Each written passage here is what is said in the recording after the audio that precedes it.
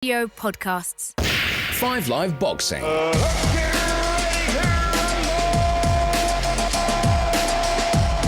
Welcome to 5 Live Boxing after a World Heavyweight Championship fight in December in front of 60,000 people. And yes, they did sing songs. And yes, they did come to see their hero, Tyson Fury. And yes, Tyson Fury did win.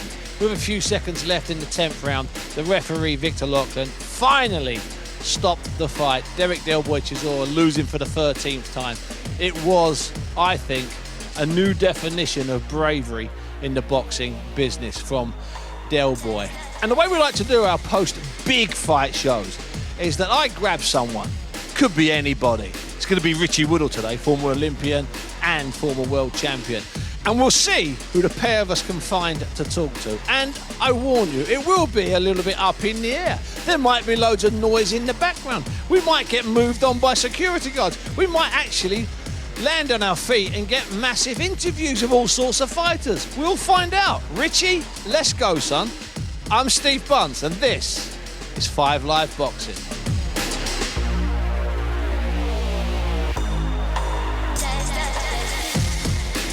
So the fight ended about 15 minutes ago. 60,000 people are slowly leaving, apart from the 500 or so diehards standing around the tunnel. Tyson Fury's left the ring. It was one way, it was nasty, it was vicious, Richie Woodall. Tyson Fury winning in the dying seconds, the last 5 or 6 seconds of the 10th round, when Victor Loughlin, the referee, great referee, had seen enough, had finally seen enough. Richie, there were moments there when you had to watch that fight through your fingers.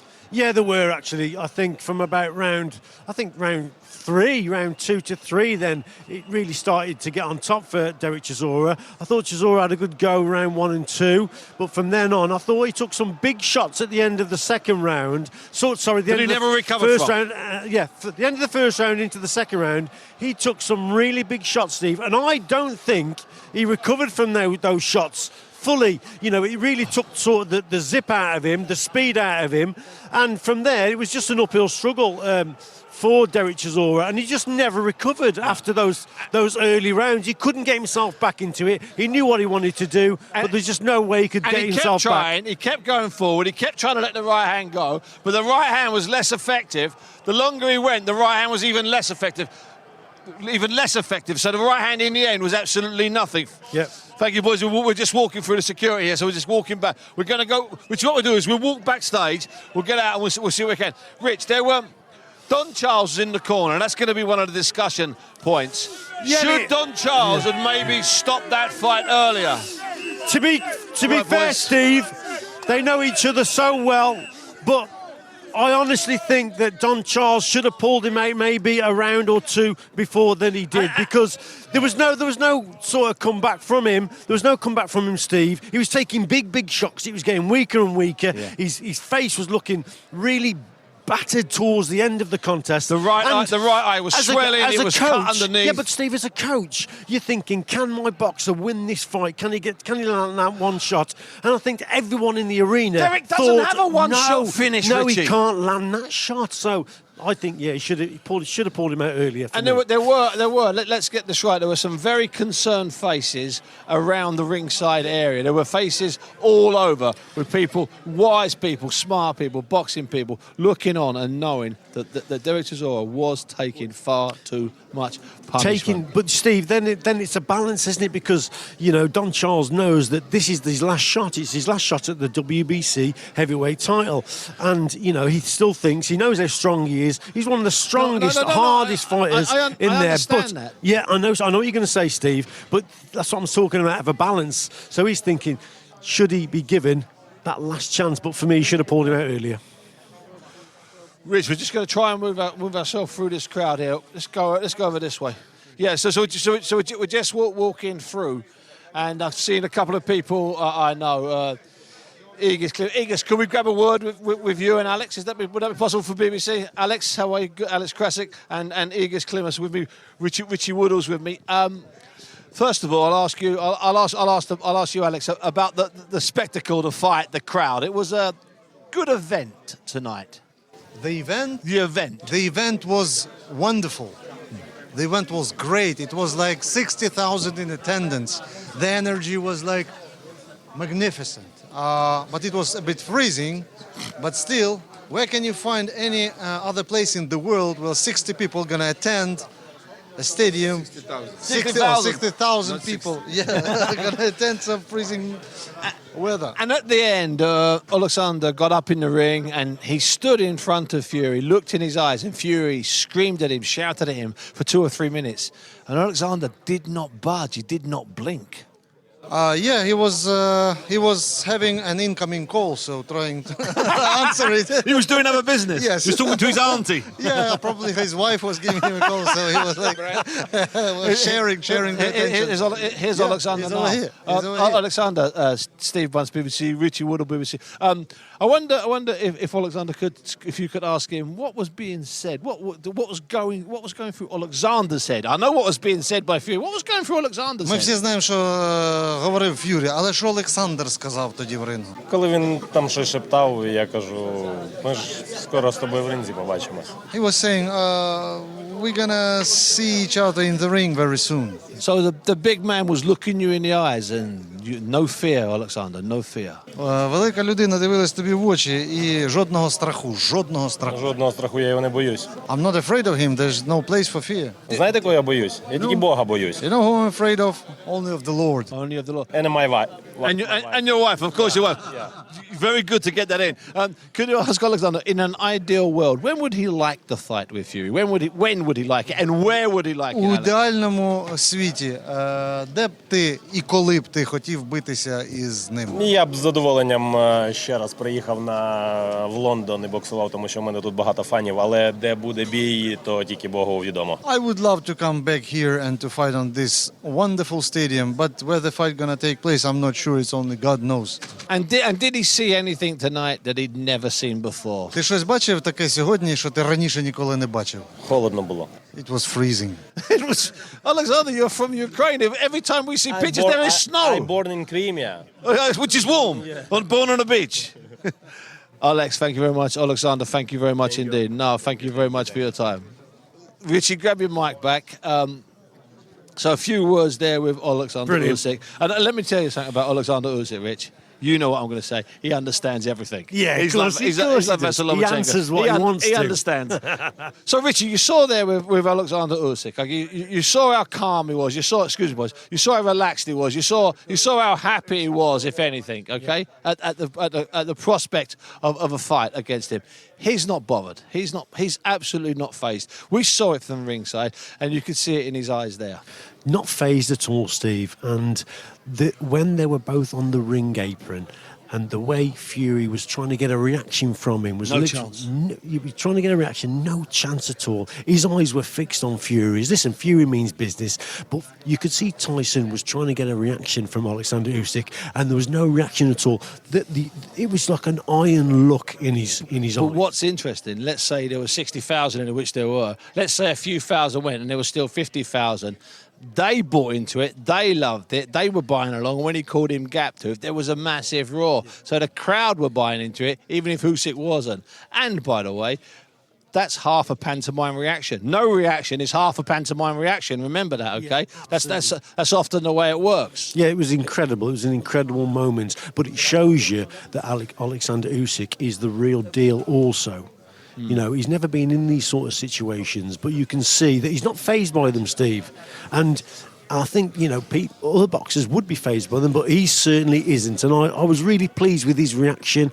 I think that's a great fight that could be made. But, yeah, he's serious about it also. Richard, he wins fights in foreign countries against foreign heroes in their home cities. He wins fights that most fighters would never, ever accept, okay? And that's what he's been doing his entire career. That's the way he's worked it. Frank Warren's just walked out. Let's just see if I can just get 30 seconds with him. Frank, first of all, great to see you out. It was a bit cold. Let's get you comfortable.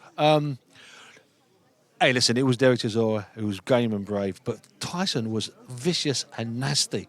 That was almost the most vicious and nasty Fury I've seen. So much for the friendship. No, he did what he had to do. He needed the rounds. He got the rounds under his belt, which is really good. And you look at the Usyk fight against Chisora, and you look at Tyson. tells you that. We said that in BT commentary. But that's going to be a big fight. That's a massive fight, and we're going to get that on. And so is the Joe Joyce fight. Frank, is the Usyk fight is it so close that it's as good as made? We're just maybe looking for. We just got a couple. There's of no things disagreements. No, it's been made for ages. I mean, Bob's there with me, but Bob. Bob Adams, hiya, Bob. You know, Bob speaks. We were just talking about the Fury and Usyk fight and saying that this fight is there. We're just got to step across the line. Yeah, there's no problem. We don't even have to step across the line. Both fighters want to fight. The Usyk people are great people to deal with. So, I mean, that's the next fight. And are we going to the pay-per-view? Are we going to the Middle East, we think, Frank? No, we don't know where we're going Not necessarily. yet. No, not necessarily. No, I mean, We go where the money is. Listen, the World Cup's on at the moment, Yes. and it went to the place that pulled up the most money. That's what happened. The Olympics is the same thing. This is boxing's Olympics and World Cup, and it'll go to where we can make the most money. And it's straightforward. It's 65. Well done, Tyson. Well done, son. hey, Bob, how are you? Congratulations. Go on. Tyson Fury stopping there and just talking briefly. Look, Frank, let me ask you one thing. There were 60,000 in there tonight for Tyson Fury. If it's Usyk, there's going to be a lot of Ukrainians. If it's Joe Joyce, there'll be a lot of Joe Joyce's fans. Where can we go? We all need 95 minimum. 95 Minimum. Yeah, in the United States, we're lucky to do 9,500. You do Let me tell you 95,000. something. We did 94,000 at Wembley, broke all box office for any event that's taken place there, and the tickets were sold in 2 hours without the opponent being there. So, you know, what are we going to do?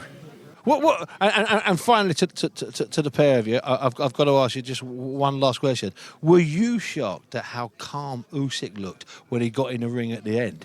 I mean, you know, He's a consummate professional. He's a nice man. He's been a great And he's a performer. Correct. You know, he is, before all the trouble started, one of the leading movie stars in Ukraine. He's made a lot of feature movies there. Yeah, oh yeah, he's a real performer. he's an actor. He's He's good an at actor, that. yes. Listen, Frank, great to see you. Well, we've got Great to two see you. actors. Our man's an actor as well. Yeah, Tyson as well. But fellas, we're not putting on a stage play. We're going to put on a fight. Yeah. Right. And finally, Frank, just a word from the pair of you, please, about Derek Delboy Chisora. We know what Derek Delboy Big heart. We'll You know- never see the same. We'll never Listen, see the like again. Let me tell you something. What you got with him is what we all knew you was going to get. He's never going to outbox Tyson, but you know he's got heart. He's got a good chin, and he come to do his best, and that's what he did. You know, this is the same. Tyson, look how he knocked Wilder down. Yeah, So, I mean, he couldn't knock this guy down. And Derek done better than Gillian White. Gillian White. Yeah, no. Hey, listen, the pair of you, thanks very much indeed. Frank, thank you. Bob, thank you.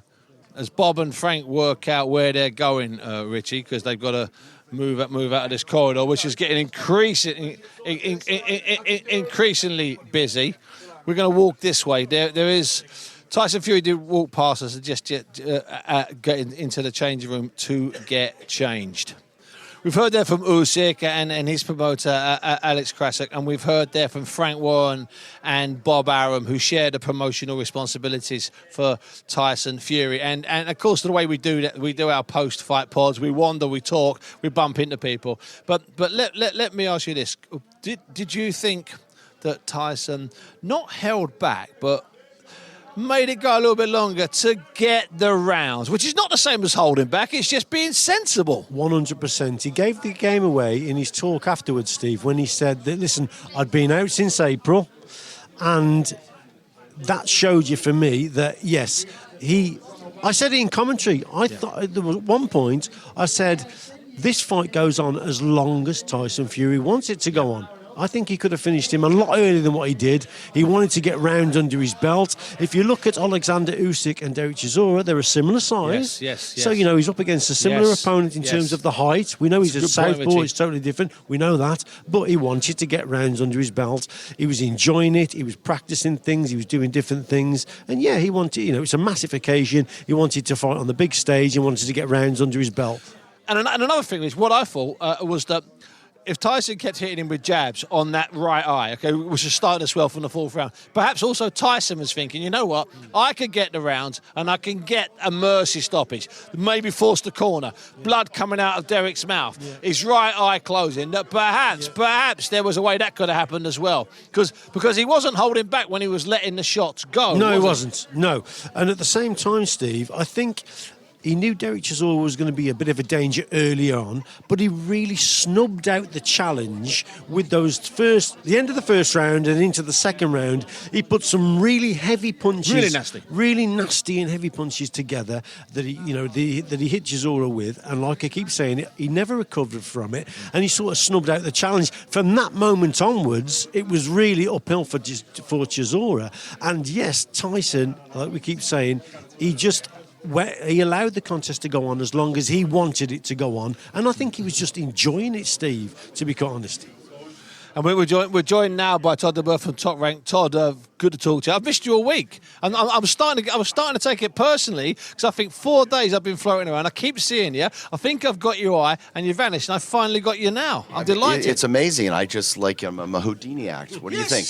Every time I just about to go, I keep saying, "Don't wait, Todd's here. We're going to talk to Todd," and you vanish. Well, I eyed you, and I didn't see you come towards me, so I'm going to put the guilt on you. Yeah, you can do actually, because it was only about 3 times. Todd, first of all. Tyson, I thought there were moments there from Tyson when we saw why he's so good. Then there are other moments where we saw why the people love him so much. That was consummate. Well, I think, like I said, everyone was like, why is he fighting Chisora? Why is he fighting Virgil? I think that is just nonsense criticism, because the truth is, I don't want him fermenting on his couch. I mean, activity is good, getting him out there. 60,000 people, plus 1,000 were moved and motivated. And we put this together quickly. Chisora is a tough guy.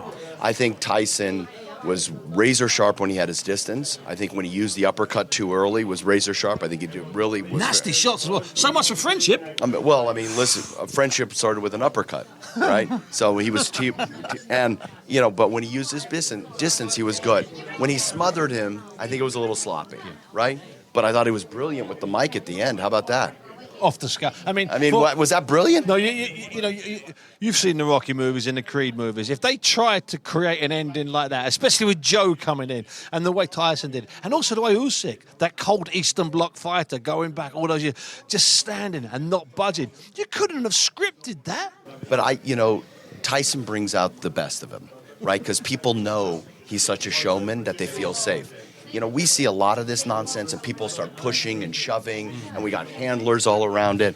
This is brilliant. He's a showman. He can fight, and people know that when you go into that, it's his circus. No, and it was his circus. Personally, not just because I like Derek, and not because I've known Derek for an awful long time, 12, 15 years. I would like to have seen Derek's corner pull him out 2 or 3 rounds earlier. And I'm not asking you to agree. Listen, I'm just putting it out there. There's a lot of things that could have happened. I thought there was a time, I think one of the rounds, I thought he was slow getting off the stool. Yeah. So I thought that he was just going to call it a day then. I think in a way, it's the gentleman thing to do. Just put the towel in, let him save it. Let him save it. Because Derek had, the expression is Derek had earned his money by about round 3 or 4 or 5, to be perfectly honest. But he's got that determination. He just had to keep on coming. And some people forget, Todd, and thank you for stopping with your friends and just giving us some time. Derek's got that thing that we forget. He's still a top 10 heavyweight. He might have lost 12 times. He might be 38. He's still top 10. The heavyweight division is so rich, right? And this renaissance is starting here. This renaissance is not starting in America, guys. It started right here. We're owning this stuff. Well, hold on a second. Hold on a second. I'm here right now. What do you want me to do? All right. Well, you're kind of owning parts of it, but we're owning other parts of it. We didn't know the pitch today. I'll tell you that much. And also, we've got a conveyor belt of them. We've got 6 or 7 heavyweights. DuBois, Joyce, you've seen him there. We've got 5 or 6 others coming through. Yep, absolutely. And we have Jared Anderson in the States, so I got somebody carrying an American flag. Don't be dissing my Americans. No, right? Listen, I'm not. And just briefly, and finally, I know you people who are trying to get in the taxis, and it is late, and we are in the middle of nowhere, and it is freezing cold. When we see Usyk and Fury, and let's hope we do, where do you think it will be? I've spoke to Bob Arum, and he thinks the Middle East is a good shout. Frank Warren thinks, we'll try and get it here in Britain. What would be your gut feeling? I mean, ideally, I'd like it to be in the States because it's closest to my bed, right? Right. I don't need these long flights everywhere and waking up in hotel rooms. So, personally, I'd love to see it in the States. Yeah. But the reality of it is wherever the economics make the most sense, you know, they're all wonderful places, and I think it's just going to be a historic night. Let's get all those titles around one guy. Todd, it's always a pleasure and a delight talking to you. You got it, buddy. Thanks Next very time, much. don't be shy. I won't be shy. Todd, right. thank you very much indeed. Todd duBoef there, Richie from Top Rank. That's the kind of post-big fight show I like. Grabbing hold of Bob Arum, grabbing hold of Frank Warren, grabbing hold of Oleksandr Usyk, and then getting Oleksandr Usyk, and then getting Todd duBoef for the continuation of the loving. Now, Richie, before I get your final thoughts on Tyson Fury's defence of his WBC heavyweight title, I've got to ask you about the WBA regular fight involving Daniel DuBois and Kevin Lerena from South Africa. A very strange, a very odd fight. Take me through what you think happened in the first round of that heavyweight fight. Which, by the way, he was a massive, massive favourite to win, DuBois. He was a massive favourite to win, indeed, but it just goes to show you what heavyweight boxing's all about. It was sort of a disastrous start from Daniel DuBois. In terms of early on in the fight, he gets caught with a shot sort of the top of the head, and it really sort of scrambles his senses, and he loses his footing. And I actually thought he'd gone over his ankle, but it wasn't his ankle, it was actually his knee. So they say, but then... Yeah. Well, we're going to have to see, aren't we? It's either his ankle or his knee, but there was ligament damage there, and he just wasn't right from that moment on. He went down 3 times in the first round, He Richie. went down three times, not necessarily from heavy punches, but it's just a case of he couldn't get his balance right. There was shots definitely in there from Lerena, who really had a go in terms of in that first round. But after that, I think he was so surprised in the response from DuBois, why he never then put it on DuBois, I will never know, and he'll be kicking himself now. He will indeed. But what impressed me about Daniel, Steve, he had to come back mentally in the contest because it was slipping away. He must have been in a bit of pain. He couldn't get his footing right. Do you know what he said at the end of the first round? To Shane, when he went back at the end of the first round. What happened? What happened? He had no idea. That's 3 minutes of his life he's lost. So, you know, and he probably had flashbacks of the Joe Joyce fight, and he had to he had to claw his way back into the fight, not only physically but mentally as well.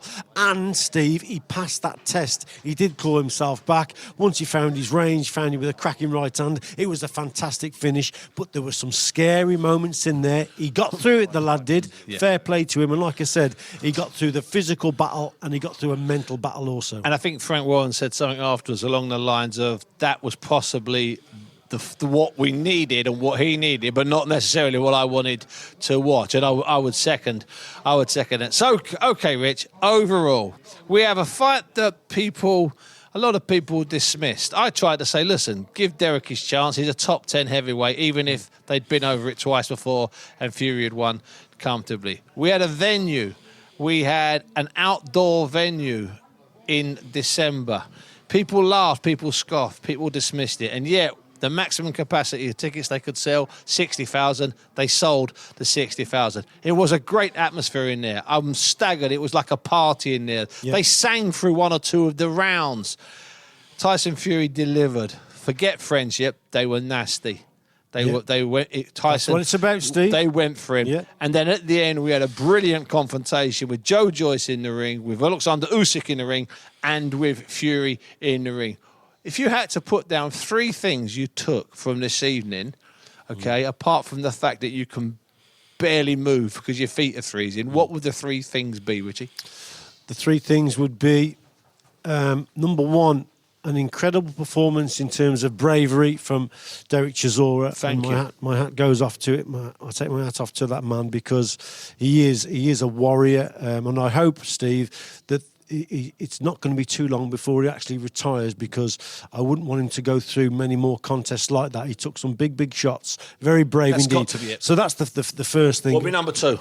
Number 2 would be another masterclass performance from Tyson Fury. Absolutely. I thought it was a very good, controlled, distance, yes. Setting him up, getting the rounds, the minutes, the seconds. Yeah, I spoke about it earlier and yesterday about the uppercuts were going to be the issue just as much as the jab, and certainly that uppercut of his is a lethal weapon. It's as good as his jab. Yeah, absolutely. So number 2 would be the masterclass performance from Tyson Fury. And finally, fault number 3, Richie Woodall.